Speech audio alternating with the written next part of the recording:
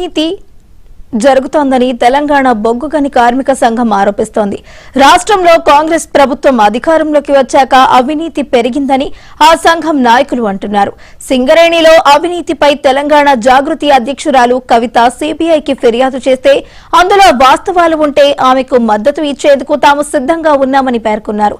సింగరేణి ఎన్నికల్లో విజయం కార్మికుల చేతుల్లోనే ఉంటుందని, వారి సంక్షేమం కోసం తమ సంఘం కృషి చేస్తుందని తెలిపారు. తెలంగాణ బొగ్గు గని కార్మిక సంఘం కార్మికుల సంక్షేమం కోసం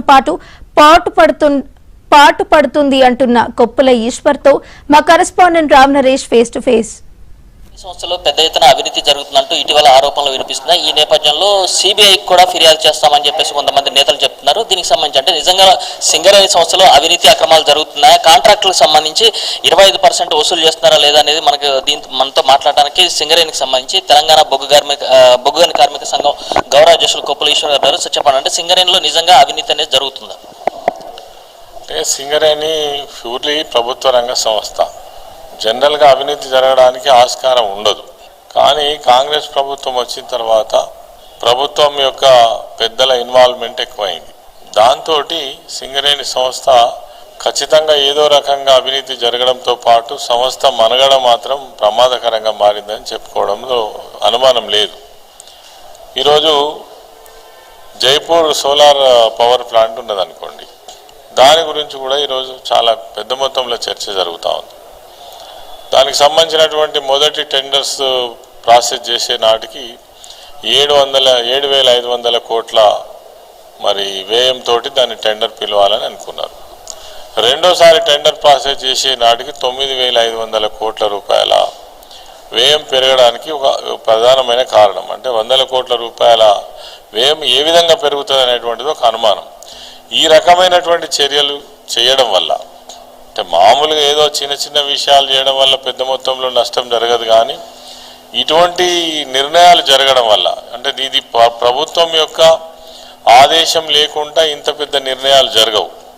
కాబట్టి ఇటువంటివి జరిగినప్పుడు ఖచ్చితంగా సంస్థ యొక్క మనుగడ ప్రమాదకరంగా మారే అవకాశం ఉంటుంది. చాలా పెద్ద సంస్థ, ఈ సంస్థ కాపాడడం వల్ల వేలాది మందికి ఉపాధి వచ్చేటువంటి అవకాశం ఉంటుంది. ఎంతో అనుభవం ఉన్నటువంటి సంస్థ, ఎన్నో సంవత్సరాల నుంచి బొగ్గు నిర్వహణ చేస్తున్నటువంటి సంస్థ. కాబట్టి కాంట్రాక్టులకు సంబంధించి అంటే సంస్థకు సంబంధించిన కాంట్రాక్ట్లు ఏవైతే ఉన్నాయో ఆ కాంట్రాక్టుల్లో 25% కమిషన్ వసూలు చేస్తున్నారు. దాంట్లో 10% కాంగ్రెస్ పెద్దలకు పోతుందంటారు. ఇది నిజంగా ఉందంటారా?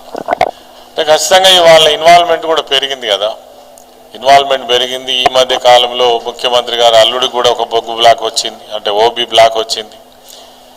వాళ్ళు రావడం వల్ల ఇటువంటి అవకాశాలు ఖచ్చితంగా ఉండే అవకాశం ఉంది.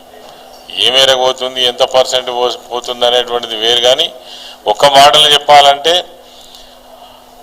డబ్బులు ఎట్లా గుంజాలనో తెలిసినటువంటి పెద్దలు ఎవరు వారంటే ఖచ్చితంగా కాంగ్రెస్ నాయకులే. ఏ రకంగా ఉన్నా దాని నుంచి డబ్బులు సంపాదించేటువంటి, అవినీతి జరిగేటువంటి ఆస్కారం కల్పించేటువంటి ప్రయత్నం మాత్రం ఖచ్చితంగా జరుగుతుంది. అయితే దీనికి సంబంధించి అంటే ఏదైతే సింగరేణి సంస్థకు సంబంధించి పెద్ద ఎత్తున అవినీతి జరుగుతుంది, దీనికి సంబంధించి సిబిఐకి కూడా ఫిర్యాదు చేస్తామని చెప్పేసి అంటే మీ పార్టీకి సంబంధించి అంటే మీ మాజీ ఎమ్మెల్సీ కానీ అదేవిధంగా కల్వకుంట్ల కవిత గారు దీనికి సంబంధించి 2 రోజుల క్రితం చెప్పడం జరిగింది. ఏదైతే దీనికి సంబంధించి పెద్ద ఎత్తున అవినీతి జరుగుతుంది, సిబిఐకి కూడా ఫిర్యాదు చేస్తాం, అవసరమైతే సింగరేణి భవన్ని కూడా ముట్టడిస్తాం అంటే ఈ స్థాయిలో జరుగుతుందంటారా? ఖచ్చితంగా ఒకవేళ అటువంటి వారు ఇచ్చినటువంటి స్టేట్మెంట్ ఏ రకమైనటువంటి ఇన్ఫర్మేషన్ తోటి ఇచ్చినో కానీ మేము కూడా దాన్ని సపోర్ట్ చేస్తాం. ఎందుకంటే అటువంటిది ఎక్కడ జరిగినా ఎవరు కూడా సమర్థించరు. నిజంగా సిబిఐకి అప్పచెప్పినట్టయితే తప్పకుండా ఏ రకమైన ఏ స్థాయిలో అవినీతి జరుగుతుందో అవి కూడా మొత్తం పూర్తి వివరాలతోటి బయటకు వస్తుంది. కాబట్టి ఖచ్చితంగా అటువంటి ఎంక్వైరీ జరగాల్సిన అవసరం కూడా ఉందని కూడా డిమాండ్ చేస్తున్నాం. అయితే ఇంకోటి సింగరేణి సంస్థలో పెద్ద ఎత్తున అవినీతి జరుగుతుంది, దానికి సంబంధించి తెలంగాణ బొగ్గు గని కార్మిక సంఘం ఏదైతే ఉందో దీనిపై ఎందుకు మాట్లాడటం లేదు, గొంతు ఎందుకు ఎత్తట్లేదంటూ కూడా ఆమె వ్యాఖ్యలు చేశారు. సమయం వచ్చినప్పుడు, సందర్భం వచ్చినప్పుడు, విషయాలు తేటతెల్లమైనప్పుడు ఖచ్చితంగా బొగ్గు గని కార్మిక సంఘం, ఎందుకంటే సింగరేణి సంస్థ మనుగడ కోసం పాకులాడేదే తెలంగాణ బొగ్గు గని కార్మిక సంఘం. మాకంటే బాధ్యత ఇంకెవ్వరికి ఎక్కువ ఉండదు. ఈ సంస్థ గొప్పగా ఉండాలని కోరుకునేటువంటిదే మా సంఘం కావచ్చు, అదేవిధంగా బీఆర్ఎస్ పార్టీ కావచ్చు, కేసీఆర్ గారు కావచ్చు. త్వరలో జరగబోయే ఎన్నికల్లో కూడా హెచ్ఎంఎస్ ద్వారానే గెలుపు సాధ్యమవుతుంది తెలంగాణ జాగృతిగానే. అదేవిధంగా ఈ హెచ్ఎంఎస్ రెండు కూడా సింగరేణిలో జెండా ఎగరేస్తాయని చెప్పేసి ఆమె చెప్పారు. అదేవిధంగా ఏదైతే తెలంగాణ బొగ్గు గని కార్మిక సంఘం ఉందో దాంట్లో కూడా కొంతమంది వ్యక్తులు నాయకులు స్వార్థానికి పాల్పడి అవినీతికి పాల్పడ్డారంటూ కూడా ఆమె కొన్ని వ్యాఖ్యలు చేశారు. దీన్ని ఏ విధంగా చూడాలి? సరే, అందులో హెచ్ఎంఎస్ ఒక చిన్న సంఘంగా ఉన్నది, వారు కలిసి పనిచేస్తే సంతోషం, పర్వాలేదు. కార్మికులు ఎవరికి మద్దతు చేస్తే వాళ్ళు గెలుస్తారు. గెలుపోవటం మనం ఇవాళ ఇప్పుడు ఎట్లా డిసైడ్ చేయగలుగుతాం, కానీ ఫ్యూచర్లో చూస్తాం. మేము కూడా బలంగా పనిచేస్తున్నాం. గతంలో అనేక సమస్యలకు పరిష్కారం చూపించినటువంటి సంఘంగా మేము ఉన్నాం. అదేవిధంగా ఆనాడున్న ముఖ్యమంత్రి కేసీఆర్ గారి ఆశీస్సులు సింగరేణి కార్మికుల పైన ఉన్నాయి. ఎన్నో జటిలమైన సమస్యలకు పరిష్కారం అవన్నీ కూడా కార్మికుల మనసులలో ఉన్నాయి. రేపు ఎన్నికలు ఏ సమయంలో వచ్చినా తెలంగాణ బొగ్గు కార్మిక సంఘానికి మంచి ఆదరణ ఉంటుంది. మొత్తంగా చూసుకుంటే సింగరేణిలో అవినీతి ఏదైతే జరుగుతుందో అవినీతిపై తాము కూడా పోరాటం చేస్తామని చెప్పేసి దీనికి సంబంధించి అంటే కవిత చేసిన వ్యాఖ్యలు ఏదైతే ఉన్నా ఆ వ్యాఖ్యల్లో నిజం ఉంటే మాత్రం ఆమెకు మద్దతుగా నిలిచేందుకు కూడా తాము సిద్ధంగా ఉన్నామని చెప్పేసి కొప్పుల ఈశ్వర్ చెప్తున్న పరిస్థితి ఉందని చెప్పుకోవచ్చు.